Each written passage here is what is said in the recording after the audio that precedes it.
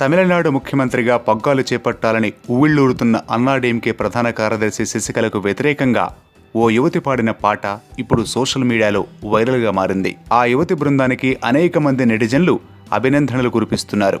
ప్రజాస్వామ్యం మరణించింది, నా ఓటు నీకు కాదు అంటూ ఈ పాట సాగుతుంది. ఓట్లు పొందకుండానే డొల్ల ప్రకటనలు, విశ్వసనీయత లేకుండా తప్పుడు ప్రమాణాలు, ఇక్కడ ఎవరూ మంచివారు కారు, నా ఓటు నీకు కాదు, ఇలా సూటిపోటి మాటలతో చెన్నైకు చెందిన సంగీతకారిణి సోఫియా అష్రఫ్ కంపోజ్ చేసిన పాట సోషల్ మీడియాలో వైరల్గా మారింది. తమిళనాడు ముఖ్యమంత్రిగా పార్టీ నేతలు అన్నాడీఎంకే ప్రధాన కార్యదర్శి శశికళను ఎన్నుకున్న నేపథ్యంలో ఈ పాటను సోఫియా రూపొందించారు.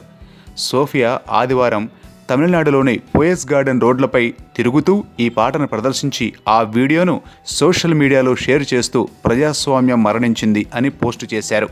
ఈ పాట ముఖ్యమంత్రిగా శశికళ ప్రమాణంపై తమిళనాడు సెంటిమెంట్ను ప్రతిబింబించేలా ఉంది.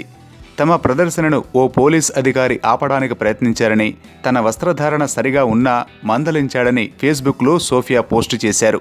సోఫియా గతంలో కొడైకనాల్లో కాలుష్యం గురించి ఓ పాటను రూపొందించి వార్తల్లో నిలిచిన విషయం తెలిసిందే.